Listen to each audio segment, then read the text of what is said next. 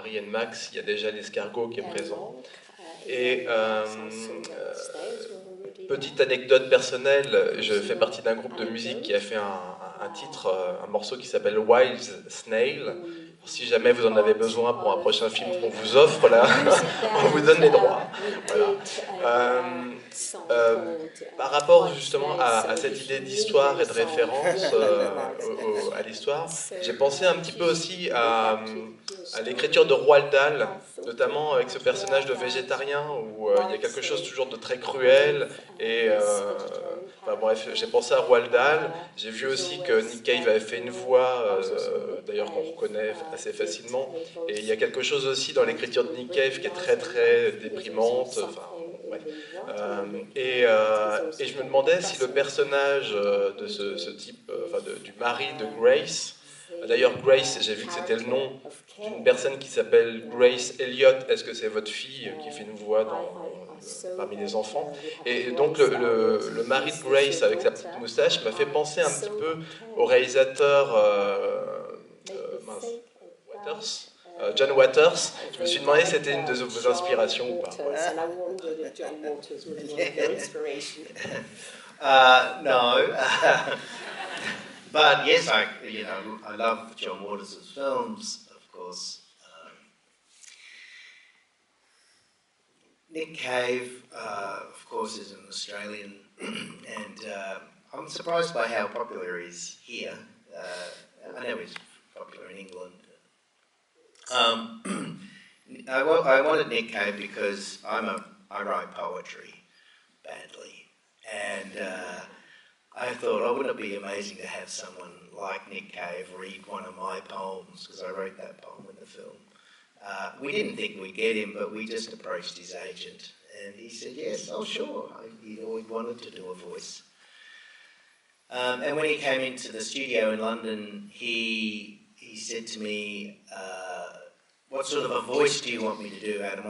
He'd been preparing all these different voices, and I said, no, I just want you to be Nick Cave, I don't want you to do a voice. He said, how Nick Cave do you want me to be? I said, 10% more. So, yeah, he was great, but yeah, it was a cameo. I forgot the other, I'll let you.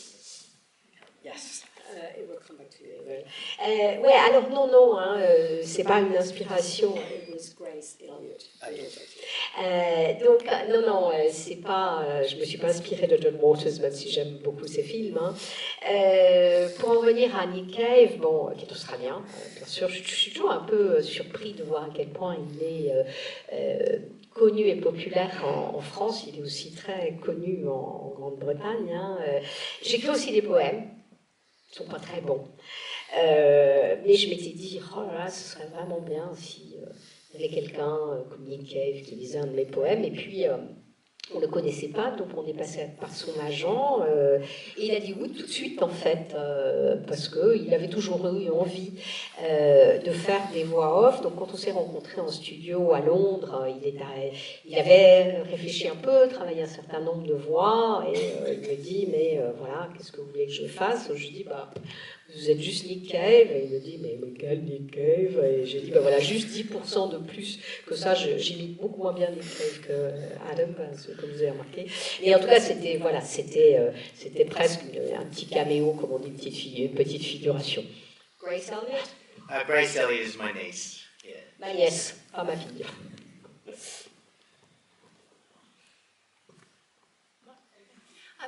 Thank you so much. Yes, as my daughter said, I really did bawl my eyes out at the end.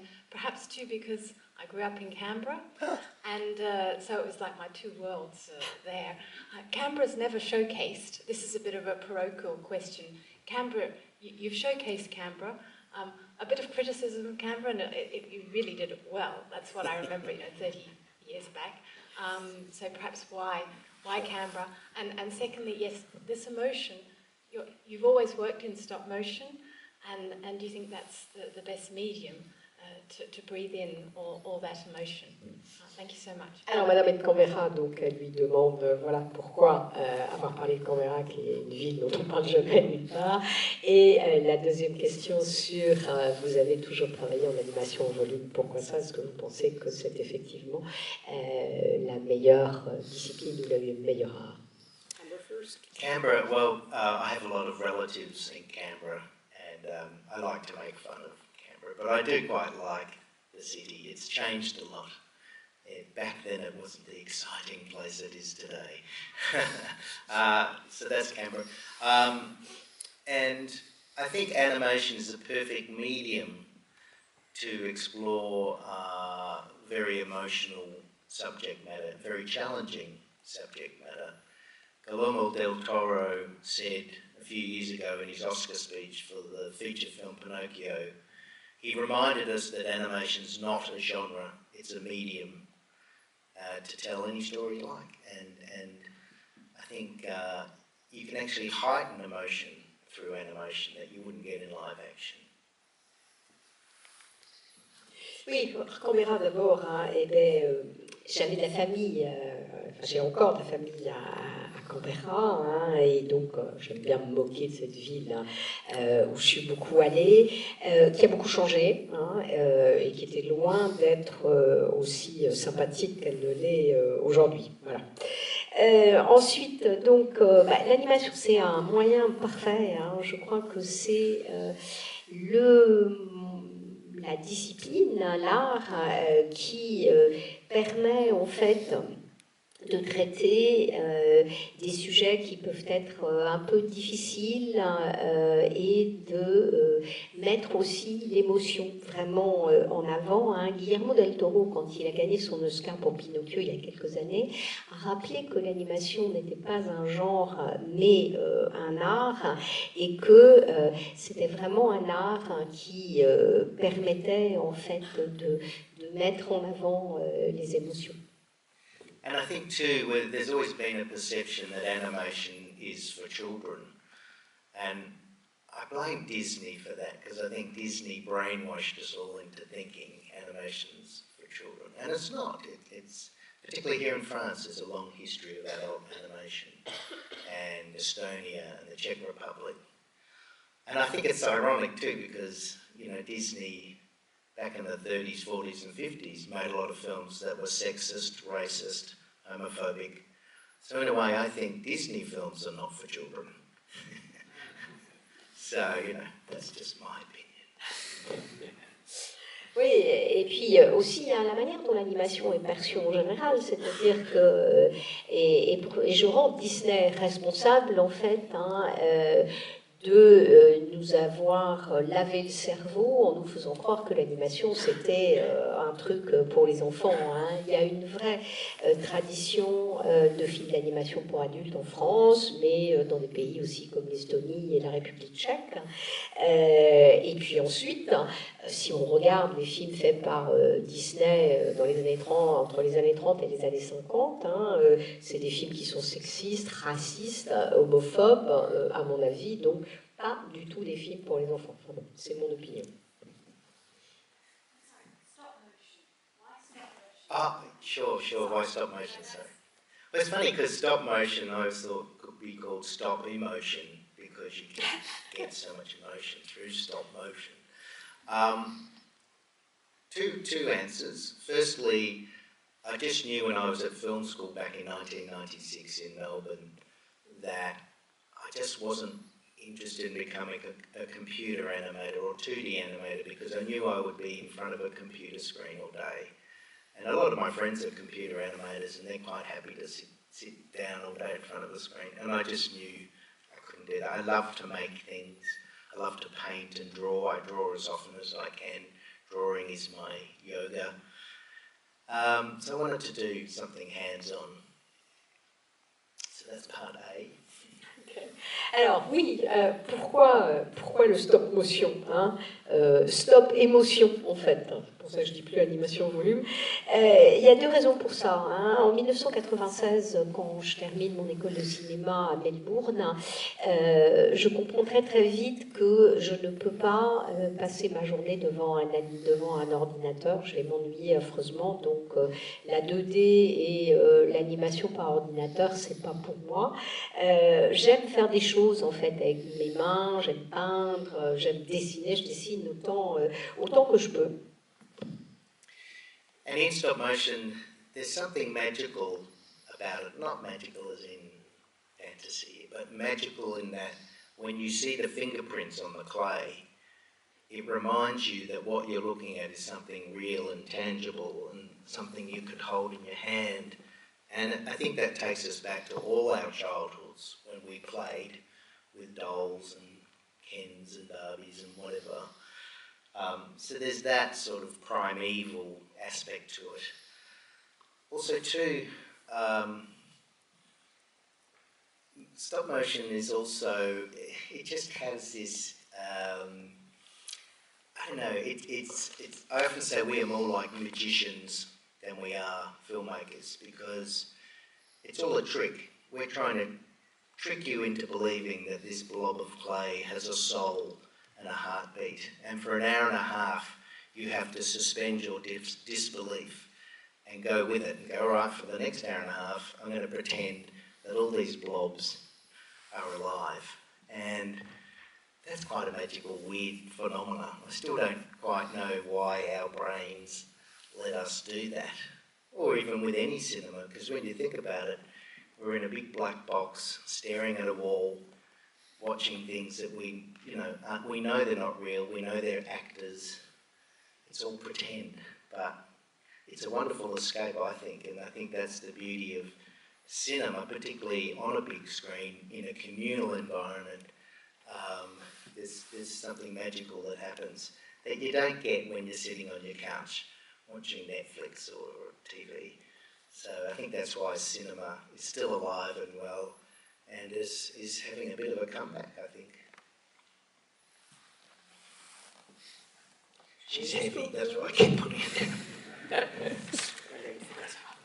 Oui, de toute façon, le stop motion, c'est un côté, c'est quelque chose qui est un peu magique. Hein, c'est-à-dire, l'idée, c'est, voilà, on essaye de persuader le spectateur que ces petites choses hein, qui ont été modelées, et elles sont très émouvantes déjà parce qu'on voit sur elles les traces de leur fabrication. Hein. On voit, et ça j'y tiens, sur tous les éléments là que vous voyez dans le film, on voit la marque des empreintes des mains qui les ont fait. Hein.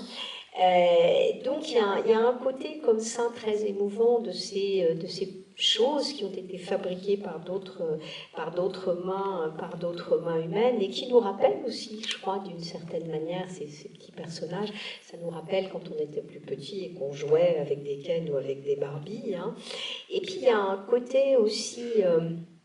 Il y a un caractère magique à tout ça, puisque évidemment, on arrive à entraîner le spectateur dans un contrat qui dit voilà, ces choses-là, on vous demande pendant 1h30 de croire hein, qu'elles ont un cœur qui bat et qu'elles ont une âme en fait. Hein. Et ça, c'est quelque chose de tout à fait magique, c'est-à-dire cet engagement vers vers une croyance qu'on partage. Et je crois que ça aussi, c'est quelque chose, en fait, qu'on retrouve sans doute dans tous les films, hein, quand ils sont projetés en public. C'est-à-dire, quand on réfléchit bien, en fait, hein, le spectateur, hein, il va s'enfermer dans une boîte noire et il va regarder des images sur un écran, une espèce de bout de tissu plat. Et on va lui demander pendant 1h30 environ de croire que ce qu'il voit sur cette image, c'est réel. Hein. Et du coup, on est vraiment là, je crois aussi, dans un moment qui est un moment collectif en fait, de partage d'images cinématographiques. Et jamais, quelles que soient les images que vous pouvez voir, vous n'aurez cette expérience-là si vous regardez les choses depuis votre canapé, que ce soit Netflix, la télé ou un film. Et je crois que c'est en raison de cette expérience partagée, cet engagement collectif vers quelque chose qui est une histoire à laquelle on croit ensemble, qui fait que le cinéma est encore vivant aujourd'hui et qui fait que le cinéma, je crois, est d'une certaine manière enfin en train de faire un retour. On va devoir se quitter puisqu'on a une autre séance après, mais une dernière question sur la suite. Vous aviez dit que vous vouliez faire une trilogie de trilogies et après vous arrêtiez de faire des films. Voilà. Est-ce qu'il reste vraiment que 2 films? Well, yes, I've only got 2 films left. When I was at film school many years ago, I decided I wanted to spend my life making a trilogy of trilogies. So 3 short shorts, 3 long shorts, and 3 features. So as I said, I've done 7, so I've got 2 left and then I can die. You don't imagine anything else? No. Death or... No, I want to become a painter. Ah, there you said it.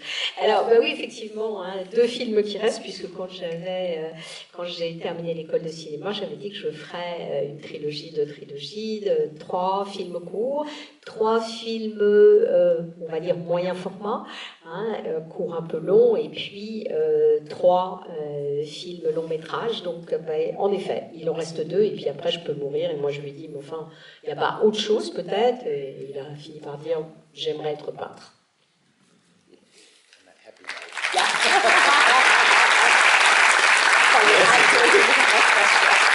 Thank you to Pascal, the translator.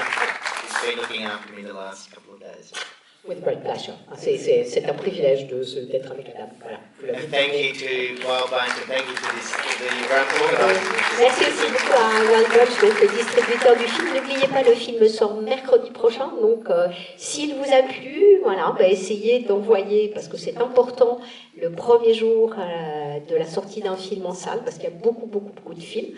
Donc envoyez-y vos amis, vos copains, etc. Voilà, prenez des engagements si ça vous a plu. And thank you to the audience for coming out on a Sunday, cold Sunday afternoon. Merci donc aujourd'hui Luxy d'avoir organisé cette rencontre et merci à vous mesdames et messieurs d'avoir bravé le froid pour venir passer cet après-midi avec nous. Et le film sera en sortie nationale au Luxy, donc à partir du 15 pendant 2 semaines et une séance par jour. Donc voilà, vous aurez l'occasion de venir, parlez-en à tout le monde. Merci beaucoup Adam Elliot, merci pour ce film, merci pour votre talent et merci d'être venu.